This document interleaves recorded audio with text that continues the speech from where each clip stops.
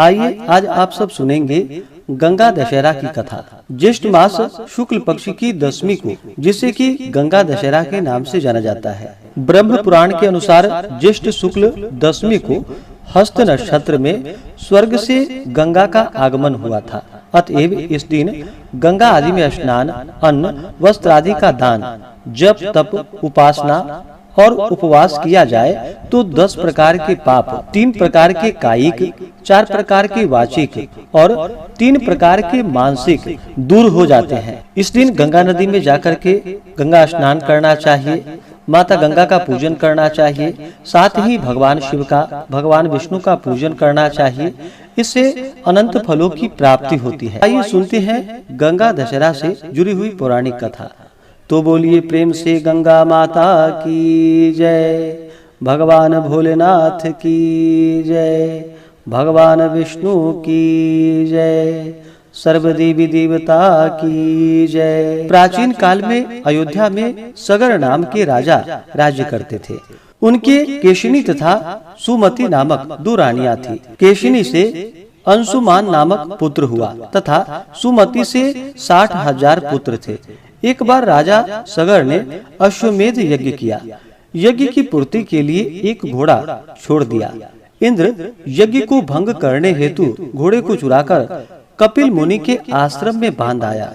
राजा ने यज्ञ के घोड़े को खोजने के लिए अपने 60,000 पुत्रों को भेजा। घोड़े को खोजते खोजते वे कपिल मुनि के आश्रम में पहुँचे तो उन्होंने यज्ञ के घोड़े को वहां बंधा पाया। उस समय चोर चोर कहकर पुकारना शुरू कर दिया। कपिल मुनि की समाधि टूट गई। तब राजा के सारे पुत्र कपिल मुनि की क्रोधाग्नि में जलकर भस्म हो गए। अंशुमान पिता की आज्ञा पाकर अपने भाइयों को खोजता हुआ जब मुनि के आश्रम में पहुंचा तो महात्मा गरुड़ ने उनके भाइयों के भस्म होने का सारा वृतांत कह सुनाया। गरुड़ जी ने अंशुमान को यह भी बतलाया कि यदि इनकी मुक्ति चाहते हो तो गंगा जी को स्वर्ग से धरती पर लाना होगा। इस समय अश्व को लेकर अपने पिता के यज्ञ को पूर्ण करवाओ। इसके बाद गंगा को पृथ्वी पर लाने का कार्य करना। अंशुमान ने घोड़े सहित यज्ञ मंडप में पहुंचकर राजा सगर से सब वृतांत कह सुनाया। महाराज सगर की मृत्यु के पश्चात अंशुमान ने गंगा जी को पृथ्वी पर लाने के लिए तप किया, परंतु वह असफल रहे। इसके बाद उनके पुत्र दिलीप ने भी तपस्याएं की, परंतु वह भी असफल रहे। अंत में दिलीप के पुत्र भागीरथ ने गंगा जी को पृथ्वी पर लाने के लिए गोकर्ण तीर्थ में जाकर कठोर तपस्या की। तपस्या करते करते कई वर्ष बीत गए। तब ब्रह्मा जी प्रसन्न हुए तथा गंगा जी को पृथ्वी लोक पर ले जाने का वरदान दिया। अब समस्या यह थी कि ब्रह्मा जी के कमंडल से छूटने के बाद गंगा के वेग को पृथ्वी पर कौन संभालेगा।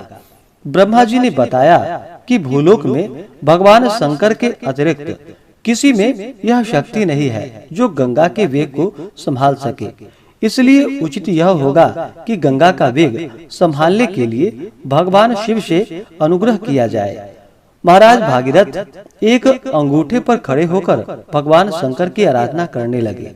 उनकी कठोर तपस्या से प्रसन्न होकर शिव जी ने गंगा को अपनी जटाओं में संभालने के लिए तैयार हो गए।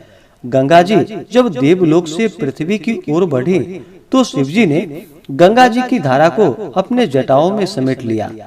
कई वर्षों तक गंगा जी को जटाओं से बाहर निकालने का पथ न मिल सका। भागीरथ के पुनः अनुनय विनय करने पर शिव जी गंगा जी को अपनी जटाओं से मुक्त करने के लिए तैयार हुए। इस प्रकार शिव की जटाओं से छूटकर गंगा जी हिमालय की घाटियों में कलकल निनाद करके मैदान की ओर बढ़ी। जिस रास्ते से गंगा जी जा रही थी उसी मार्ग में ऋषि जहनु का आश्रम था। तपस्या में विघ्न समझकर वे गंगा जी को पी गए। भागीरथ के प्रार्थना करने पर उन्होंने पुनः जांघ से निकाल दिया। तभी से गंगा जहनु पुत्री या जाह्नवी कहलाई।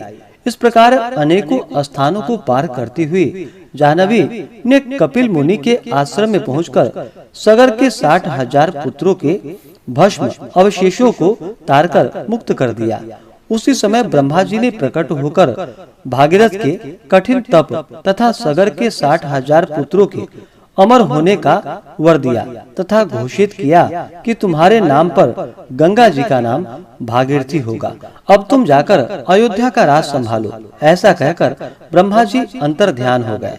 इस प्रकार से जो भी सच्ची श्रद्धा के साथ गंगा दशहरा के दिन गंगा में स्नान करते हैं, दान पुण्यों का कार्य करते हैं, माता गंगा का, भगवान शिव का, भगवान विष्णु का पूजन करते हैं, तो उनके पापों का नाश होता है। ऐसे ही ज्ञानवर्धक जानकारियाँ प्राप्त करते रहने के लिए, प्रत्य पूजा के बारे में जानने के लिए, कथा को सुनने के लिए चैनल पे अगर आप पहली बार आए हैं तो चैनल को लाल बटन दबा करके सब्सक्राइब करें, साथ में बेल आइकन घंटी को दबाएं ताकि आने वाली वीडियो का नोटिफिकेशन आपको समय से मिलता रहे।